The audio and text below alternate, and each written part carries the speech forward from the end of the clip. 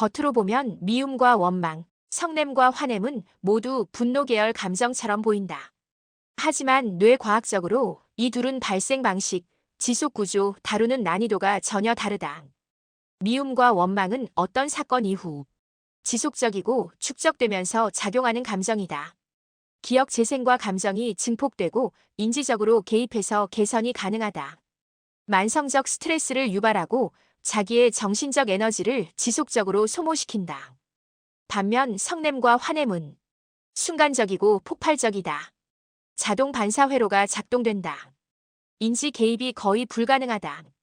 본능에 가깝기 때문에 다루기가 매우 어렵다.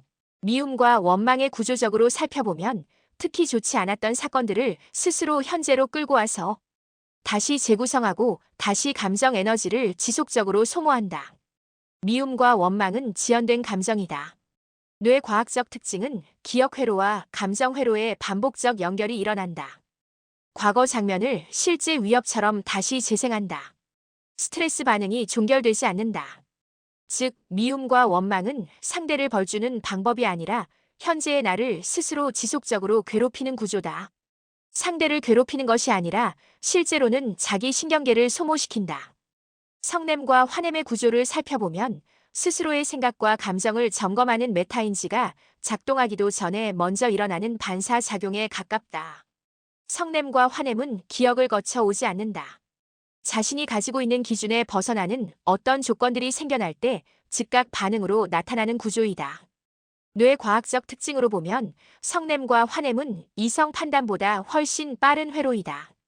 생각하거나 점검하는 메타인지 전에 이미 발생하고 발생한 이후에 점검할 수 있다.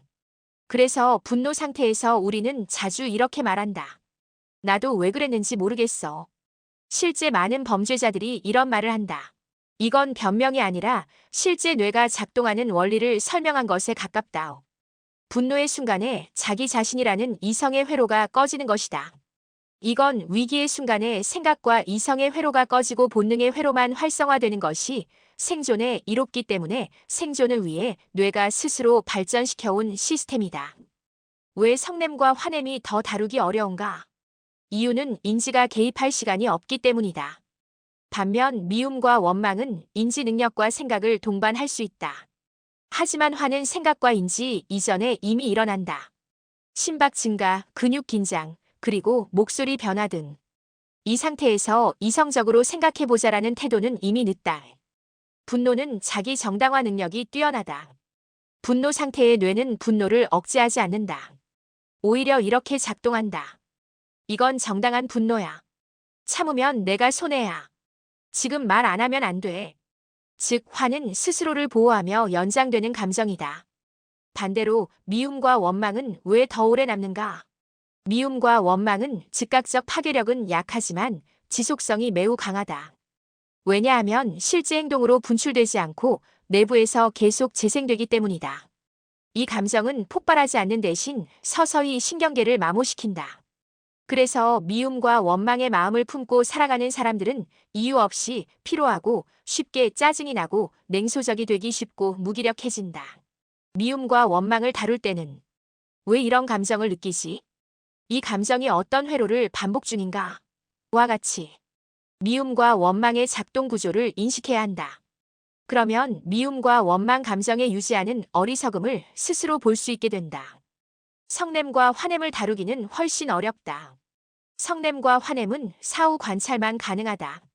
방금 몸에서 무슨 일이 일어났지? 개입할 틈이 있었나?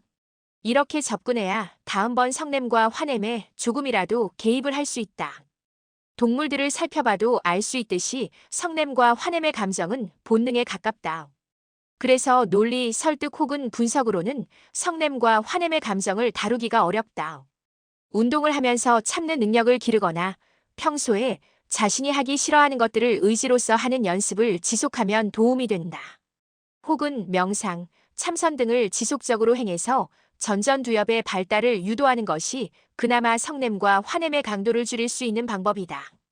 성냄과 화냄이 심한 경우는 약물의 도움을 받아야 할 수도 있다. 미움과 원망은 과거를 붙잡아 현재의 스스로를 계속 괴롭히는 것이다. 상대를 괴롭히는 것이 아니라 자기 스스로에게 지속적으로 벌을 내리고 있는 것이다. 성냄과 화냄은 현재의 자극에 반사적으로 튀어나오는 가장 원초적인 반응이다. 이 둘 감정들은 방식은 달라도 결과는 같다. 상대를 겨냥한 감정처럼 보이지만 실제로는 나를 가장 먼저 소모시킨다. 차이는 이것뿐이다. 미움과 원망은 천천히 오래 지속되고 성냄과 화냄은 빠르고 강하고 순간적이다. 스스로를 괴롭히고 스스로의 삶의 에너지를 고갈시키지 않는 첫 번째 방법은 자신의 마음속에서 작용하는 이런 감정들을 잘 관찰하고 구분해서 대응하는 지혜를 가지는 것이다.